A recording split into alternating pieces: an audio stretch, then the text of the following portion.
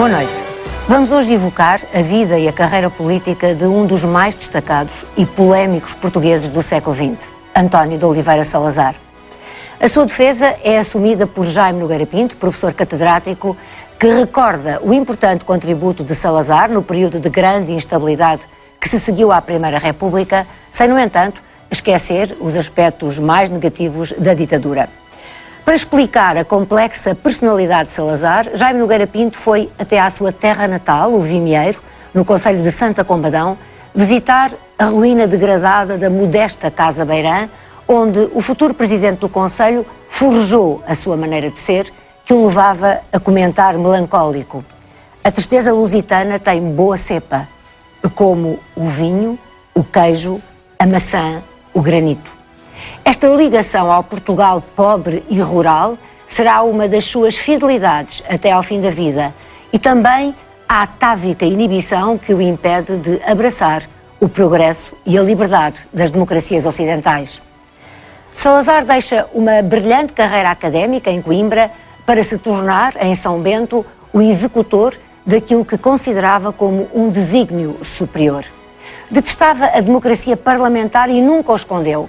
Eleito deputado pelo Centro Católico em 1921, exerceu o seu mandato apenas por um dia e só voltou a Lisboa mais tarde, quando é já uma autoridade em política financeira e todos os quadrantes o apoiam e lhe dão plenos poderes para endireitar os cofres do país. Com guião de Manuel Amaral e Jaime Nogueira Pinto, realização de Bruno Gonçalves e produção de Ângela Cerveira, esta é a história de António Oliveira Salazar. 18 de julho de 1936. Com o levantamento das tropas de Marrocos, seguido pelas guarnições das principais cidades da Península, começa a Guerra Civil Espanhola.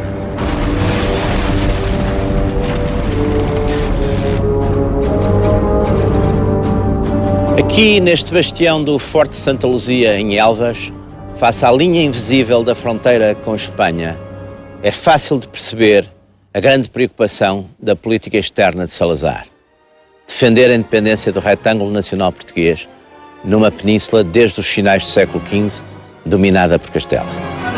Salazar é, na ocasião, o homem forte do regime, criado há 10 anos pelo movimento militar de 28 de maio de 1926. A sua tomada de posição na Guerra Civil Espanhola é o seu primeiro grande gesto de política externa. Uma tomada de posição em que se joga a independência de Portugal. Uma independência antiga, mas constantemente em risco. Salazar foi, nesta hora crítica da história europeia e da história da Península Ibérica, como vai ser noutras, o grande defensor de Portugal e dos interesses portugueses. Por isso, esta figura polémica da história recente de Portugal foi um grande português.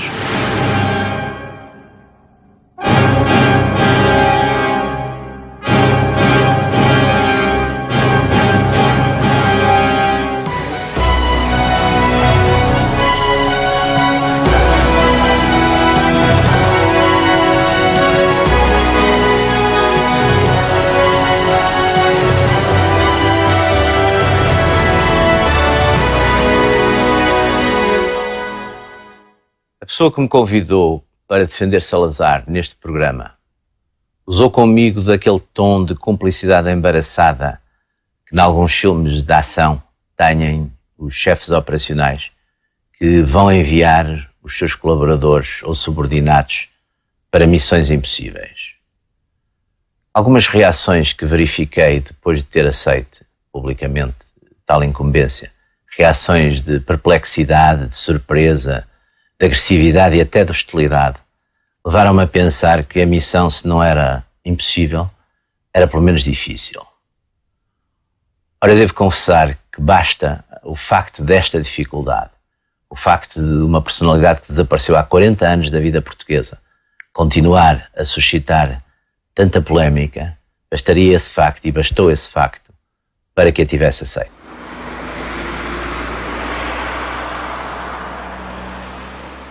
Salazar esteve à frente dos destinos de Portugal de 1932 a 1968, ou seja, durante quase 40 anos.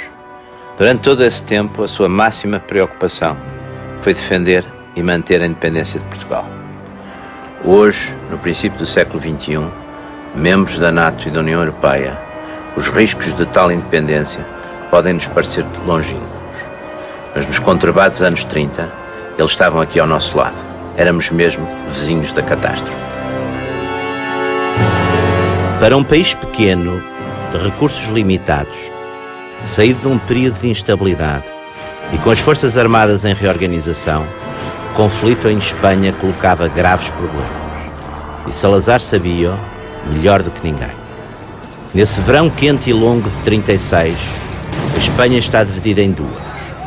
De um lado o governo da Frente Popular, uma coligação de esquerdas, e do outro, os militares chefiados por Franco, apoiado por uma coligação de direitas políticas. Estas duas Espanhas lutam sem quartel. A guerra civil é uma ameaça para Portugal. O que fazer? Salazar tem que encontrar resposta, rapidamente e de forma decisiva e certa. Podia deixar a situação da Espanha deteriorar-se, transformar-se numa imensa anarquia em que cada região e partido lutasse pelos seus interesses, criando focos de permanente instabilidade política e social. Mas Salazar decide apoiar os nacionalistas desde a primeira hora. Estes usam Portugal como base logística. Por Portugal vão passando as suas armas e suprimentos. Para Salazar, a razão de Estado da nação portuguesa, isto é, o interesse nacional português, é e há de ser sempre o grande condutor da sua política e da sua estratégia. Ora, neste caso do conflito espanhol, uma vitória das esquerdas, uma vitória da Frente Popular em Madrid, dominada pelos comunistas, significaria também o regresso ao centro da política de Madrid da ideia da União Ibérica. Isto é, de uma união entre Portugal e a Espanha, de que é evidente que a Espanha seria o principal beneficiário e o poder dominante.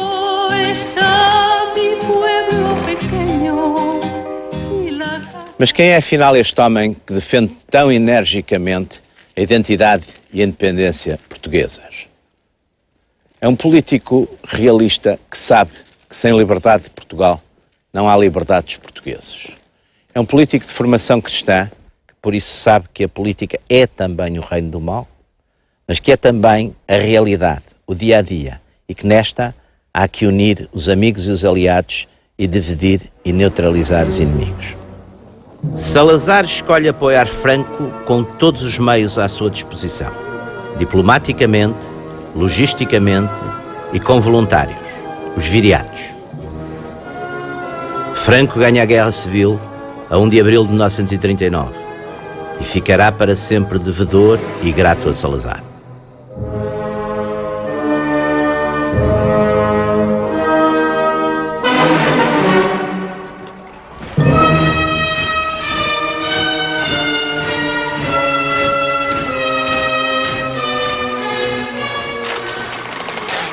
A Segunda Guerra Mundial é outro grande cenário de atuação desta política externa de Salazar. Mais uma vez, a equação é complexa. De um lado está a Alemanha de Hitler, do outro lado estão os aliados, liderados pela Grã-Bretanha. Para Salazar, a discussão não se põe. Portugal não pode deixar de ser aliado da Grã-Bretanha, porque esta controla o acesso ao Império. Senhora dos Mares, cortar-nos-á o contacto com as colónias, no caso de a termos como inimiga. Por isso, a escolha está feita. A geopolítica comanda a política. A situação não era fácil. No verão de 1940, a Alemanha nazi estava no auge do seu poder. Depois da derrota da França em 6 semanas, Hitler só precisava de vencer a Grã-Bretanha para acabar a guerra vitorioso. Franco, por seu lado, tem a pressão dos países do eixo, Alemanha e Itália, seus aliados militares e ideológicos na Guerra Civil. Salazar e Franco assumem a estratégia comum de salvaguardar a neutralidade da península. Franco vai empatando Hitler. Se por um lado não quer hostilizar a Alemanha e a Itália, por outro não quer entrar na guerra. Encontra-se com Hitler em Andaia, na fronteira franco-espanhola, em outubro de 1940. Num ambiente tenso, Franco desfia as dificuldades de entrada da Espanha na guerra. O galego astuto enfrenta o senhor da guerra germânico. Investe numa estratégia de adiamento relativamente ao envolvimento espanhol no conflito, limitando-se a enviar a Divisão Azul para a campanha da Rússia. No meio de tudo isto, o que faz Salazar? Salazar explica aos aliados o jogo de Franco e garante junto destes o desejo de neutralidade de Madrid.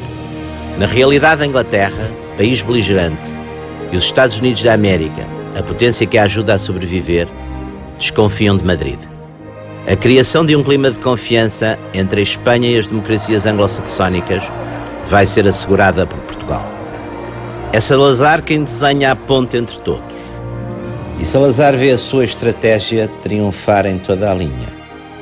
A península ficou neutra e Portugal guardou o seu império. Tudo o que sempre quis.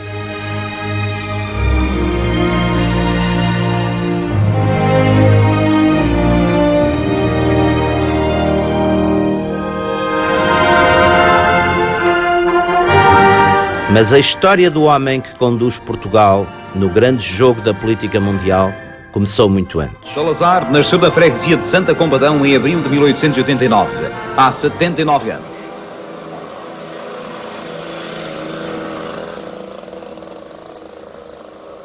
É nesta casa que nasce António de Oliveira Salazar em 28 de abril de 1889. Nasce numa família modestíssima de agricultores. Pobre, filho de pobres, e devo à providência a graça de ser pobre, são expressões em que mais tarde se vai rever. Estamos na aldeia de Vimieiro, em Santa Combadão, entre as cordilheiras da Estrela e do Caramulo e o mar.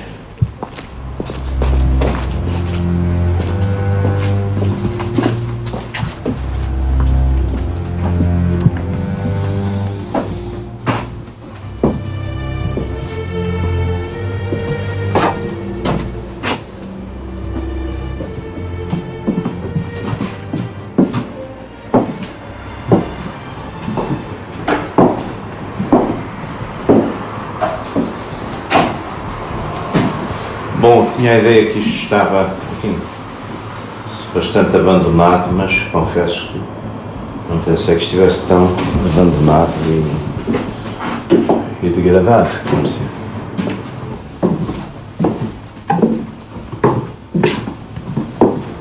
E eu estava a pensar, olhando para tudo isto, quando a gente compara com os palácios de outros governantes autoritários e com todo o estado, digamos, de grande pompa e ostentação e de luxo, com as contas nos exílios, com as fortunas acumuladas, de facto, enfim, sem nenhuma espécie de demagogia, acho que se pode dizer que Salazar foi um homem de uma honestidade e de uma probidade extraordinária.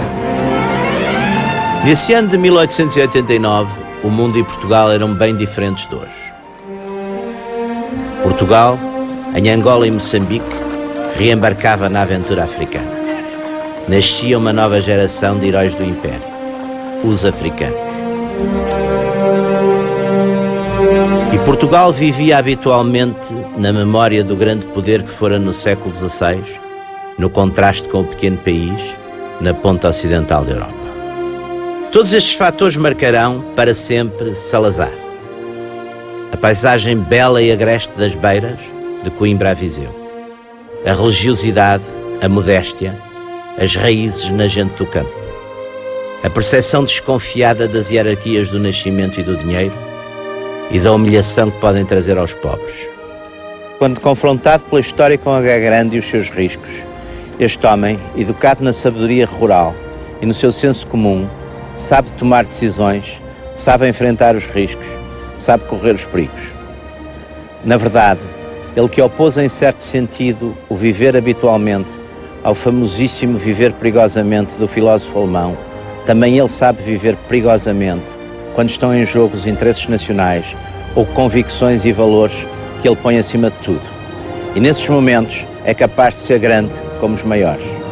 O filho de camponeses, o académico de Coimbra, reservado, de fato escuro e modos protocolares, sente-se, na sua modéstia tímida, o guardião desse legado de grandeza histórica. O legado dos grandes portugueses que construíram e defenderam a independência da nação. De todos, Salazar se sente o sucessor, por direito, e por missão. Do rei fundador, Dom Afonso Henriques, guerreiro incansável, político voluntarioso e lúcido. Do infante Dom Henrique, solitário criador das naus do novo império e principal responsável da expansão. De Nuno Álvares, o cavaleiro místico e idealista, que em Aljubarrota salvou a independência de Portugal. De Dom João II, o príncipe perfeito, unificador do poder do Estado, o estratega nacional que sacrificou os próprios familiares por razão de Estado.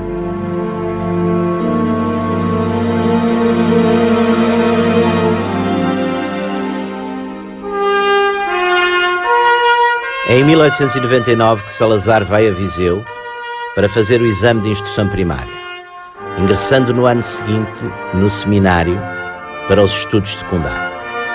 Um seminarista igual a tantos portugueses do começo do século XX, que viam no serviço da Igreja também uma porta para os pobres ascenderem, neste mundo, à dignidade, numa sociedade fechada e socialmente estratificada.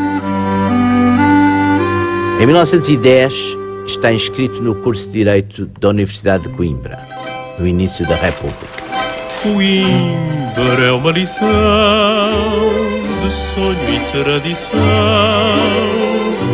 o lento é uma canção. Foi este destino singular que o trouxe do Vimieiro e de Viseu aqui para Coimbra. E é também aqui em Coimbra, no CADC, Centro Académico de Democracia Cristã, que ele vai, de certo modo, encontrar e consolidar as suas raízes doutrinárias.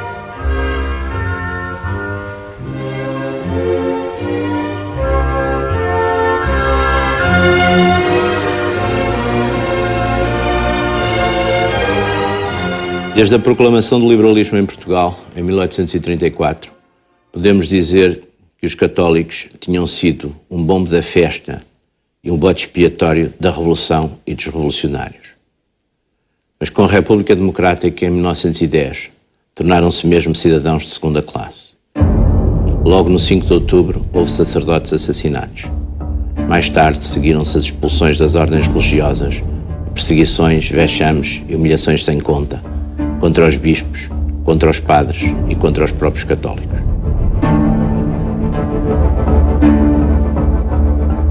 Salazar vai refletindo sobre tudo isto. Mas o seu grande choque do cotidiano da Primeira República é a ditadura da rua. A nível político, fora das ruas, os governos duravam pouco tempo e reinavam as quarteladas sucessivas e a fraude eleitoral. Para Salazar, a grande prioridade era criar um Estado ordeiro. Monárquico ou republicano não importava muito, mas que estivesse acima das divisões dos partidos, que fosse pessoa de bem, que mantivesse a ordem e a lei, defendesse as colónias, que, numa palavra, defendesse o prestígio nacional e impusesse o nome de Portugal no mundo. As sucessivas crises governamentais criaram, em meados dos anos 20, um clima de crise permanente, gerador de enorme instabilidade social. Salazar torna-se professor da Faculdade de Direito em 1916. Os seus principais estudos concentram-se, entretanto, na área da economia e das finanças. Aí vai publicar A Questão Cerealífera e, mais tarde, O Ágio do Ouro. Em 1917, é doutor em Direito pela Faculdade de Coimbra. A sua primeira experiência política concreta aconteceu em 1921, quando foi eleito deputado pelo Centro Católico. Vai a Lisboa, entra no Parlamento, mas fica só um dia, segundo reza a lenda. A vida parlamentar não o seduz. A influência da tradição antiparlamentarista é óbvia em Salazar. Diz-se que confidenciar ao cardeal Cerejeira ver a situação ideal do exercício do poder ser primeiro-ministro de um rei absoluto. Não se vê como origem do poder, mas como executor de um desígnio superior. Este é o primeiro volume dos Anais da Revolução Nacional, uma obra hoje bastante rara. Eu tinha aqui em casa, veio de um tio meu que me pegou, e é uma obra muito interessante porque tem contados e ilustrados os 20 primeiros anos do Estado Novo, onde se vê a ação e o papel de Salazar, explica também, enfim, a forma como ele vai conseguir depois dominar a partir do momento que entra no governo. Está aqui, penso que é a primeira vinda dele a Lisboa. Os militares tomam conta de poder em maio de 1926. Quando eles vão convidar Salazar a Coimbra, eles sabem que ele é um dos grandes financeiros do país, é um professor de finanças públicas, é um homem que não é político, que não está envolvido na política. Portanto, eles convidam-no para o governo. Aliás, Salazar mais tarde dirá terminantemente: eu não vim para a política, eu vim para o governo.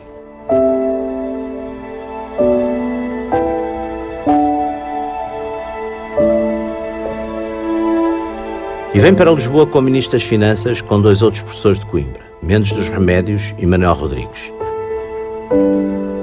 O poder entre os militares está longe de estar definido e Gomes da Costa entra em conflito com Mendes Cabeçadas. Perante a confusão, os catedráticos retiram-se com uma nota breve e seca dirigida a Gomes da Costa.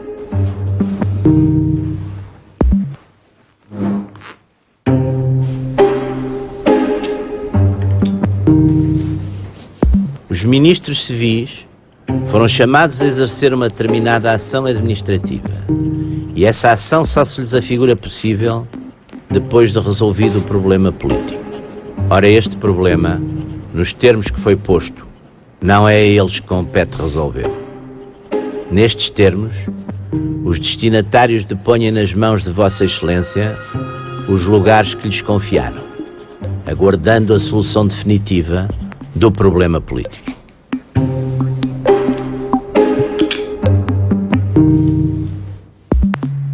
Salazar esteve 5 dias no governo. Volta a Coimbra e às suas rotinas. Mas tudo mudara. Vai seguir de perto o problema das finanças, tornando público o seu pensamento através de artigos colocados em jornais, como As Novidades e O Século. E é, ao mesmo tempo, o presidente da comissão que procede à revisão das contribuições e impostos. Nos finais de abril de 1928, o chefe do governo, Coronel Vicente de Freitas, convida Salazar para Ministro das Finanças. Agora, definido o poder político, o problema do Estado fixava-se à volta das finanças. O domínio especial de Salazar. Vai para Lisboa, ajusta-se com Vicente de Freitas e toma posse a 27 de abril. O discurso que então pronuncia é um clássico de um estilo que durante muitos anos o país vai vir a conhecer.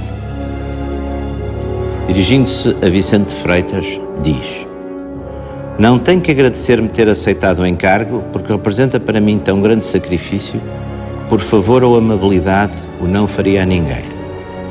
Faço ao meu país, como dever de consciência, friamente, serenamente cumprido. E mais adiante, quase a finalizar, proferirá outra frase que ficará célebre.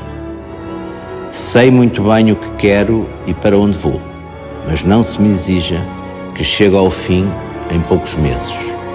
No mais, que o país estude, represente, reclame, discuta, mas que se obedeça quando se chegar à altura de mandar.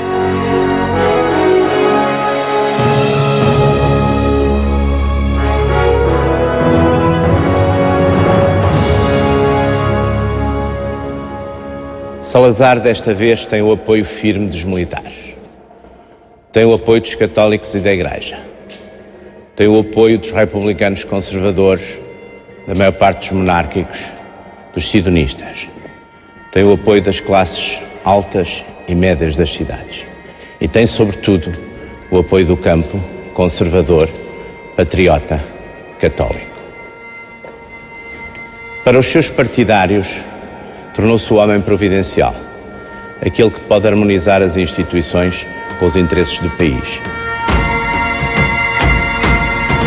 É isto que querem as Forças Armadas, é isto que querem as elites, é isto que quer o país. E a população, em geral, cada vez simpatiza mais com o novo dirigente, porque este, para além do mais, mantém estável o preço do pão, o crítico preço do pão.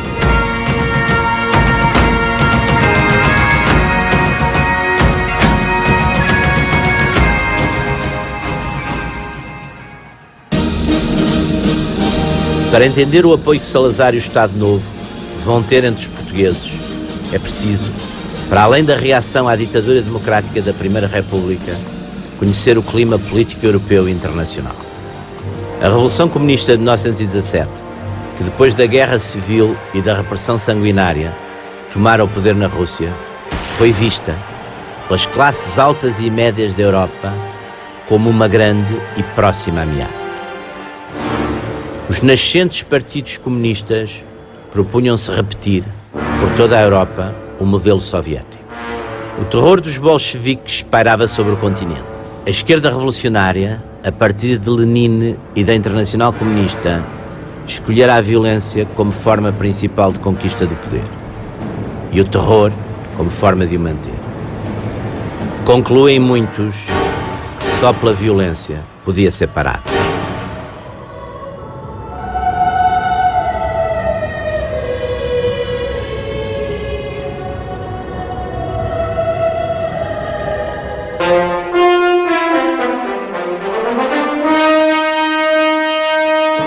Chegado ao governo, Salazar ataca o problema financeiro com um controle rigoroso da despesa e a melhoria da coleta da receita.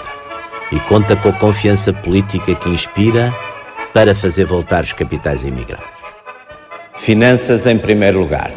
Salazar conhecia bem a história política e financeira de Portugal no século XIX para saber que a dívida e o déficit eram o grande problema do Estado em Portugal. Por isso, logo que chega ao governo, a sua primeira preocupação vai ser exigir um total controle das despesas de todos os ministérios. O ritmo de amortização quanto à dívida pública externa, avaliada em percentagem do PIB, é rápido. Ela vai passar de 44% do PIB em 1926 para 32% em 1930. Em 1935, a 19%. Em 1940, estabiliza em 5%. A partir do momento em que há recursos financeiros, podem começar as políticas de fomento e de obras públicas. Antes, na década de 30, Salazar dedica-se a desenvolver a produção agrícola alimentar para baixar as importações, mantendo os preços dos produtos base. Seguir-se-ão os grandes planos de eletrificação e do fomento hidroelétrico, da construção e reconstrução das infraestruturas rodoviárias, portuárias e ferroviárias, algumas das quais vinham ainda da regeneração. E há um grande investimento em obras públicas e construções sociais em Lisboa e no resto do país, sob a égide do ministro Duarte Pacheco. E assim estão lançadas as bases materiais para as políticas ajusantes ligadas à industrialização, que entretanto ficam para grupos privados, industriais e financeiros. Muitas vezes os críticos e adversários de Salazar acusam-no de ter atrasado economicamente o país. Eu penso que esta crítica tem que ser vista à luz de algumas outras realidades, nomeadamente tem que se fazer uma comparação histórica e relativa, quer dizer, as pessoas hoje vivem, evidentemente vivem melhor hoje do que viviam há 50 anos, mas vivem em Portugal, vivem na Alemanha, vivem na Itália, vivem na Grã-Bretanha, houve um grande crescimento económico em todo este período. Por outro lado, Portugal também foi sempre um país atrasado economicamente, independentemente dos regimes políticos, em relação a estas áreas da Europa Ocidental e da Europa Central, onde a industrialização foi mais cedo. O que é também importante é que nos 40 anos de governo de Salazar, o rendimento nacional cresceu em termos reais cerca de 8 vezes. Quase duplicou entre 1926 e 1939, estagnou e retraiu-se durante os anos de guerra, mas a partir dos anos 50, beneficiando da conjuntura internacional, mas também das políticas internas de fomento e obras públicas, cresceu aceleradamente, para nos últimos anos do anterior regime alcançar as taxas asiáticas de 7 a 8% de crescimento real ao ano.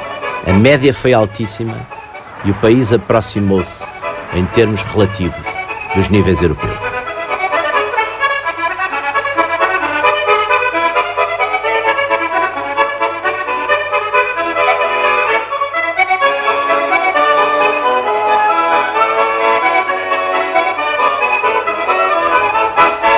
A imagem é essencial na política contemporânea e Salazar dava de si próprio uma excelente imagem. A imagem da austeridade, de aplicação, de estudo, de capacidade de decisão. Portanto, estava nos antípodas daquilo que era a imagem que a população portuguesa tinha do político médio da Primeira República. Ora, isto reforçou muito a sua capacidade de agir e a sua capacidade de guiar o país. E temos aqui um exemplo interessante disso, até pela sua raridade, que é uma manifestação de regozijo, de afeto e de agradecimento ao Ministro das Finanças. Normalmente os Ministros das Finanças não são alvo deste tipo de manifestações, deste tipo de popularidade.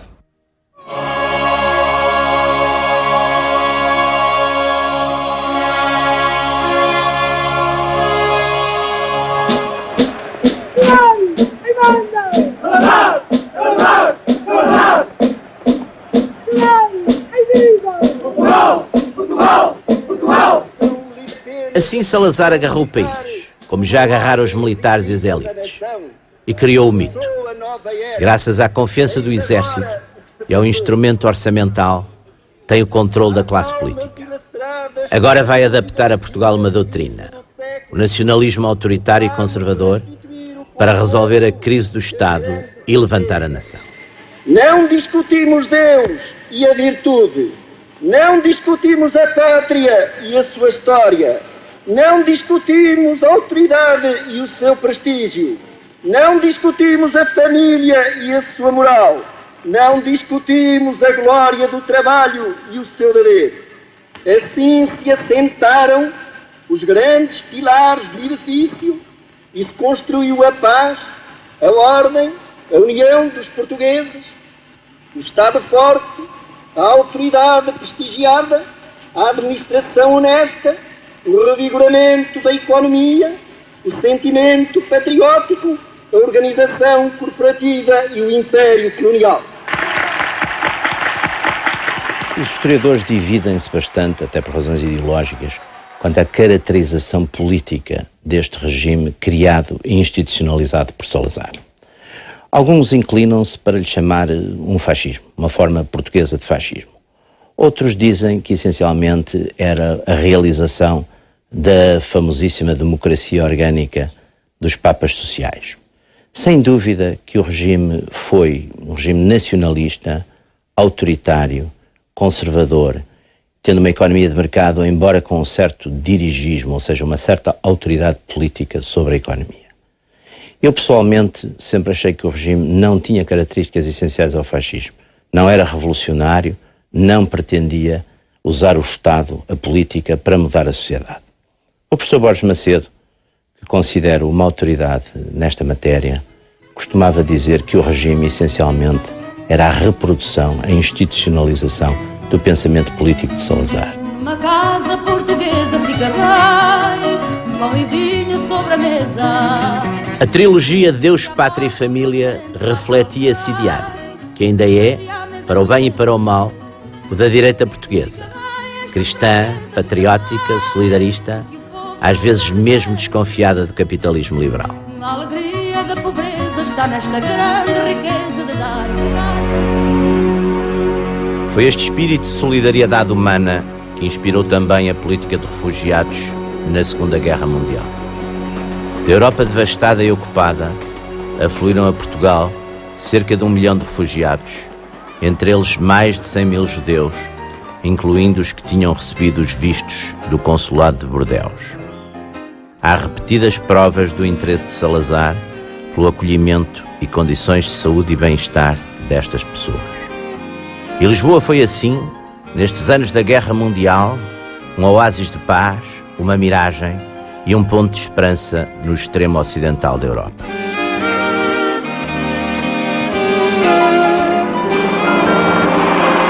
Plane to Lisbon.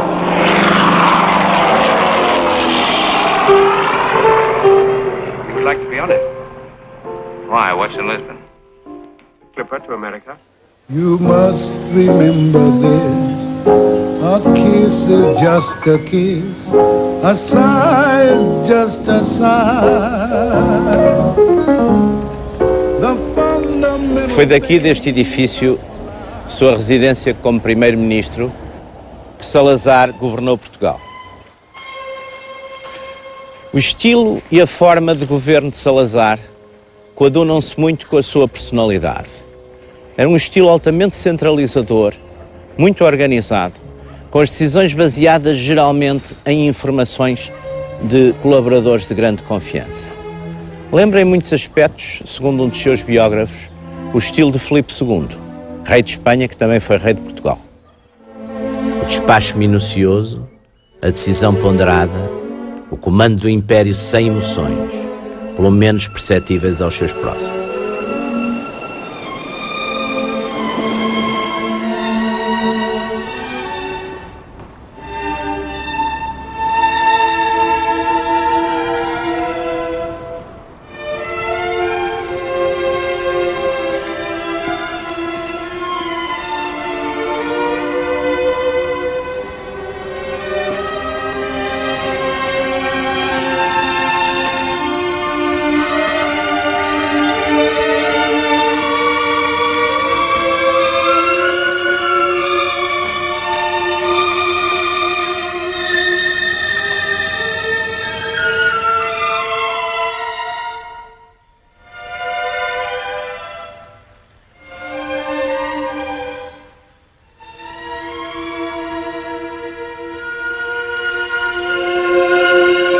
O padrão das descobertas é com os outros monumentos da Foz do Tejo, a Torre de Belém e os Jerónimos, um dos grandes símbolos da expansão portuguesa. Salazar considerava o infante Henrique e os seus companheiros das navegações entre os grandes heróis de Portugal.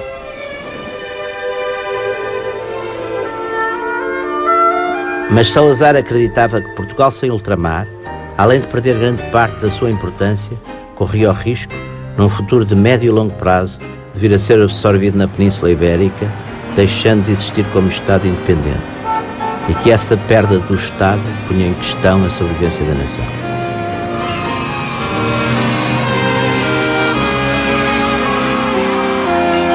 Por isso ele lutou, no seu tempo, como pôde e com todas as armas, para defender o que considerava o legado dos grandes portugueses que o tinham precedido. Mas ter um império ultramarino, até aos anos 50, era normal na Europa.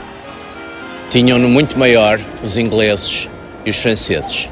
Mas é precisamente nesses anos 50 que tudo vai começar a mudar, com os famosos ventos da mudança mencionados por Macmillan.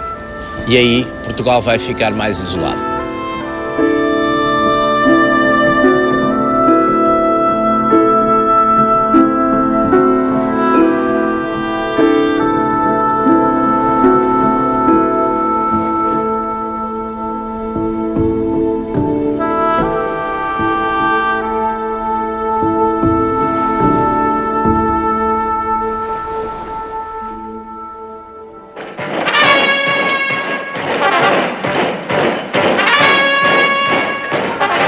Depois de, nas últimas semanas, ter realizado poderosa concentração de forças, a União Indiana iniciou hoje a agressão contra o Estado português da Índia, segundo acaba de confirmar o Governador-Geral. Em 1954, um ano antes da Conferência de Bandung, que vai marcar o início do movimento anticolonial, as coisas começam a mudar também para os portugueses. Na Índia, Nehru ordena o ataque aos enclaves de Dadra e Nagar Haveli. E em dezembro de 1961, o exército indiano conquista a Índia portuguesa. Mas um dia, em Angola foi-nos imposta a guerra mais cruel.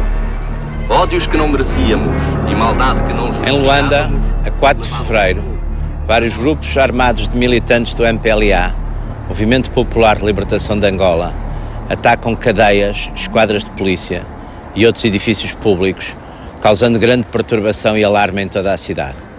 Começara a Guerra da África. Angola, março de 1961. Mas é a 15 de março que o grande ataque se abate sobre o norte de Angola, quando milhares de seguidores da UPA, de Olden Roberto, atacam fazendas de café e povoações, assassinando milhares de pessoas. Todos em força para Angola, ordenou Salazar. E os soldados de Portugal, que detêm nas mãos o facho quase milenário da pátria, responderam presente.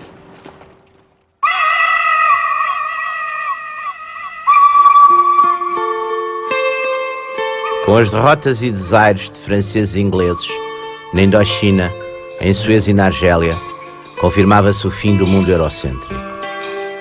Mudara o xadrez político mundial e chegava uma nova ordem bipolar, soviética e americana. No Ocidente, acabara o Império Britânico e eram os Estados Unidos, agora, os novos donos do grande jogo. E Salazar, apesar de contrariado, estava consciente destas novas regras da ordem mundial. Tudo isto concluía, leva-nos a pôr em primeiro lugar a defesa da existência portuguesa do nosso ultramar e, acima de tudo, do ultramar africano, como a própria razão de ser da independência nacional, sendo tudo mais secundário em face desta necessidade.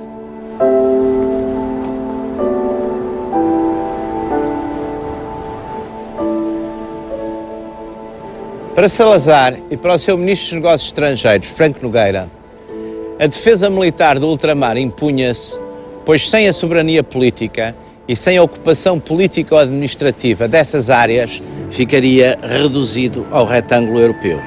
E ao retângulo europeu situado numa península, onde a Espanha era forte, unida e desenvolvida. E numa Europa, onde a Inglaterra perdera muito do seu prestígio e da sua força. Mas no plano diplomático, Portugal estava longe de ser um pária isolado, marginalizado, longe das nações civilizadas. Orgulhosamente sós foi uma fórmula lapidar, mas para uso interno. Na realidade, as relações externas do país, nos anos 50 e 60, mantiveram-se normais. Portugal era membro das Nações Unidas e das suas agências, da NATO, da EFTA, da OCDE, do Banco Mundial, do Fundo Monetário. A questão da defesa política, militar e diplomática do Império foi a grande batalha de Salazar e do Portugal que ele governou, a sua última crise, o seu último combate. A situação militar em Angola recuperou-se e a partir daí houve um extraordinário período de desenvolvimento económico e social que só parou em 1974. Também em Moçambique, apesar de condições económicas e sociais mais difíceis, a guerrilha da Frelimo foi contida a norte do Zambeze. A Guiné foi sempre mais difícil. Mas as Forças Armadas cumpriram os seus objetivos defensivos e quando veio o 25 de abril de 1974, com exceção do Estado da Índia, Portugal mantinha o controle territorial de todo o Império.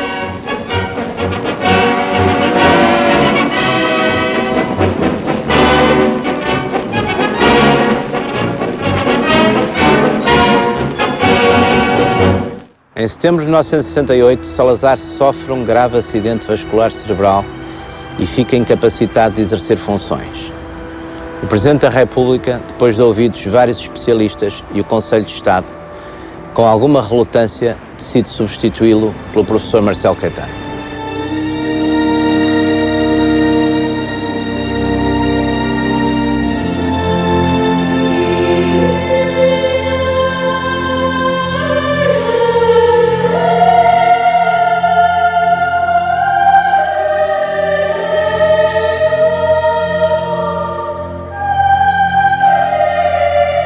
Só podemos entender a grandeza e os grandes homens historicamente, isto é, no tempo que viveram, face aos condicionalismos culturais e políticos, internos e externos, que encontraram.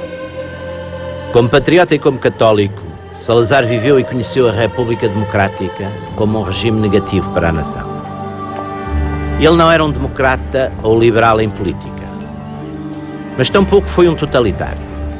O Estado Novo exerceu uma censura prévia em relação aos jornais e procedeu à detenção preventiva de opositores, como fariam aliás os governos provisórios e o COPCOM até ao verão de 1975.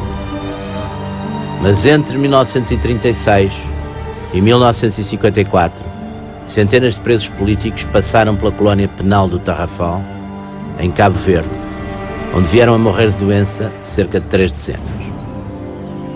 Nos territórios africanos, sobretudo até às reformas de 1961, verificavam-se situações graves de exploração, de brutalidade e até de supremacia racial, comuns às situações coloniais, mesmo nos Estados democráticos. Não podemos nem devemos dar por inexistentes ou menos significativos estes factos. E vivendo hoje num regime de liberdades, choca e é compreensível que choque, ainda mais, aqueles cujos familiares, amigos ou correligionários passaram por elas. Mas temos que atender à época e ao conjunto. Estamos no período em que os comunistas, na União Soviética de Stalin, prenderam e massacraram milhões de famílias. Em que em Espanha, uma guerra civil matou 500 mil de pessoas, muitas abatidas por listas na retaguarda. Em que muitos milhões de civis na Europa foram as vítimas colaterais das razões de Estado das potências e das políticas europeias, com a guerra, a oposição, a resistência e o genocídio. Quanto ao regime que fundara, Salazar não tinha grandes ilusões sobre a sua duração, uma vez ele desaparecido. Pessimista ou realista, resignara-se a não poder ter influência, nem poder para além da morte. Como quanto à ponte sobre o Tejo, Ponte Salazar, teria tido um comentário desenganado na ocasião da sua inauguração, e que o seu nome não ficaria ali muito tempo. Declaro aberto ao tráfego a Ponte Salazar. Previu e não proveu? Ou sabia que, para além da sua morte, a sua vontade, essa vontade que o atara ao leme do país, como nos versos de Pessoa, Bartolomeu fora atado pela vontade de Dom João II, já não contaria nada.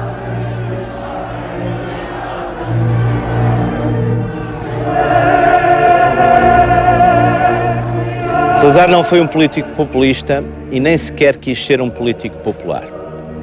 Também, na verdade, as circunstâncias em que chegou ao poder e as circunstâncias em que o exerceu permitiam-lhe perfeitamente dispensar a política espetáculo e a retórica que lhe está ligada. Por isso, exerceu o poder de um modo por vezes distante, protocolar, sem grandes manifestações de simpatia ou de popularidade. O seu valor, a sua missão, o seu fim único era Portugal. Viva Portugal! A nação portuguesa, vista como um ser histórico, mas bem vivo. Uma comunidade no tempo e no espaço, uma comunidade feita de história, de memória, de sonhos, de projetos coletivos, da qual se considerava responsável e primeiro servidor. E Portugal para ele valia e justificava tudo, inclusive as práticas, consequências e custos de um regime autoritário e limitador das liberdades públicas, e que podia também dar, a nível de execução, lugar aos abusos e arbítrios do poder. Mas sendo rigoroso e até às vezes mesmo duro, quando estava em jogo o interesse público, Salazar nunca abusou de poder, nem nunca usou esse enorme poder que teve para caprichos pessoais ou vinganças, e muito menos para a prática de qualquer ato menos honesto por ele ou por alguns de seus familiares ou amigos. Nisso era também inflexível. Não há até 1968 escândalos de alta corrupção em Portugal. O argumento de que havia censura que os encobria já não vinga, pois depois do 25 de Abril tais escândalos teriam aparecido e bem que os procuraram. Salazar está aqui sepultado nesta campa rasa do cemitério do Vimieiro. Foi um patriota e um grande português, para bem e para mal, a partir de um certo momento, decidiu não mudar, que preferiu resistir a adaptar-se ao mundo que o rodeava. O seu lema poderia ter sido o lema de Guilherme Taciturno: Je maintiendrai. Eu manterei, eu guardarei, eu conservarei. Foi isso que ele entendeu ser o melhor, manter e guardar Portugal como o tinha recebido. Foi isso que ele fez. O futuro, ele tinha a consciência que já não lhe pertencia a ele, mas a Deus e aos outros portugueses.